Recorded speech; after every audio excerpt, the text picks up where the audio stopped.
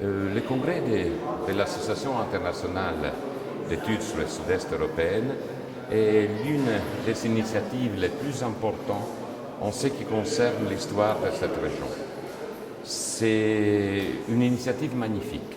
Il faut dire que cette association a vécu un petit moment de difficulté au moment du changement de régime parce qu'il fallait réorganiser l'ensemble des études.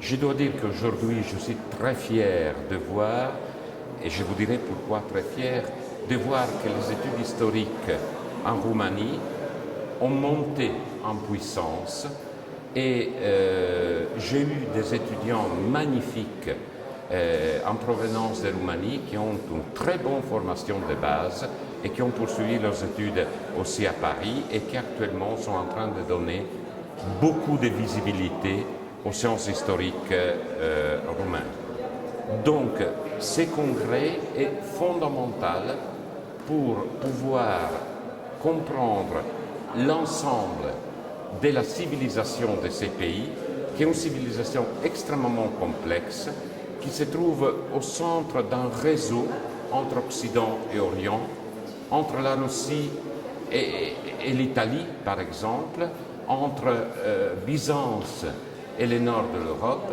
et je pense que ce type d'initiative doit continuer parce qu'ils porteront les plus grands fruits dans l'avenir. J'ai proposé comme sujet de la table ronde que j'ai organisée, de parler des périphéries et de la circulation des écrits dans les périphéries. Or, l'un des sujets que je traiterai demain sera exactement l'idée du Commonwealth byzantin.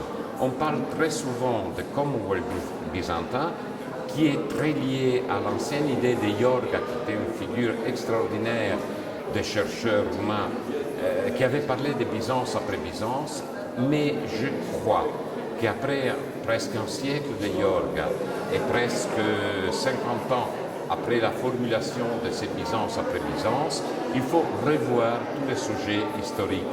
Ce sont des idées, disons, utiles pour commencer des études, mais il faut les contester, il faut les revoir. Il n'y a pas de Commonwealth. Il y a peut-être, oui, un Commonwealth, un ensemble de cultures qui s'inspirent de la civilisation byzantine, donc Byzance après Byzance, donc le Commonwealth byzantin, surtout au niveau de la religion et de l'obéissance aux lois canoniques, mais en réalité les périphéries vivent dans une situation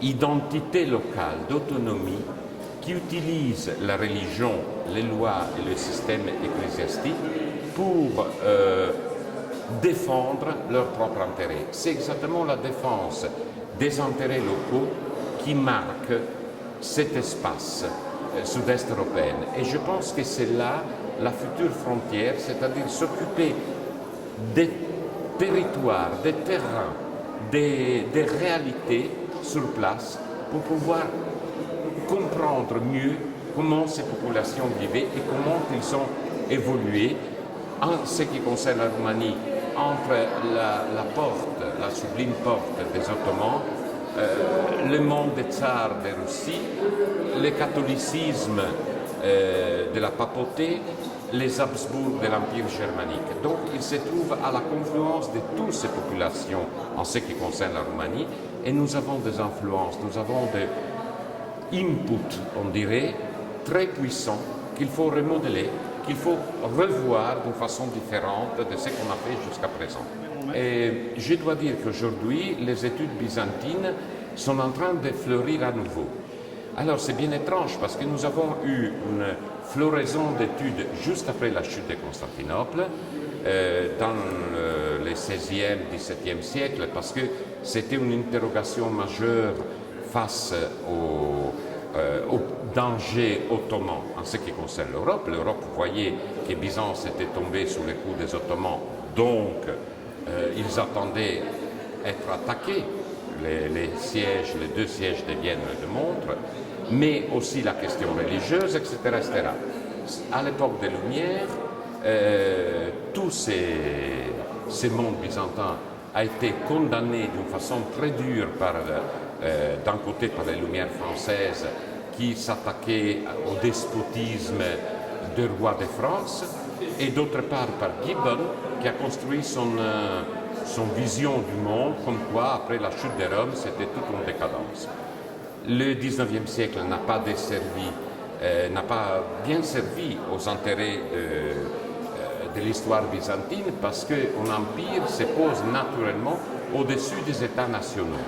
Aujourd'hui, dans le cadre d'une Europe unifiée, nous nous trouvons en face d'un monde qui est globalisé et d'un monde où les États, ce sont des identités locales, oui, mais il y a un système qui est souverain-national. Et tout d'un coup, Byzance intéresse à nouveau. Mais ce qui est étrange, c'est que Byzance intéresse non seulement les Européens, non seulement, nous imaginons, les étudiants de 7 coins de l'Europe, mais intéresse l'Europe en général.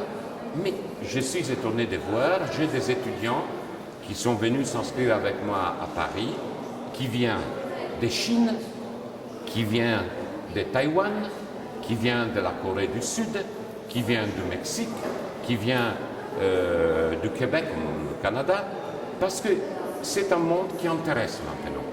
Et alors, si je me rappelle, lorsque j'étais jeune, Byzance, on l'a considéré comme un monde exotique, un monde particulier pour quelques savants. Aujourd'hui, il y a vraiment un impact. J'ai eu même des gens du Maghreb qui suivent mes cours pour savoir qu'est-ce que devient cette civilisation. C'est un intérêt qui se diffuse énormément. Et là, je pense qu'on a une richesse et un engagement pour les années à venir.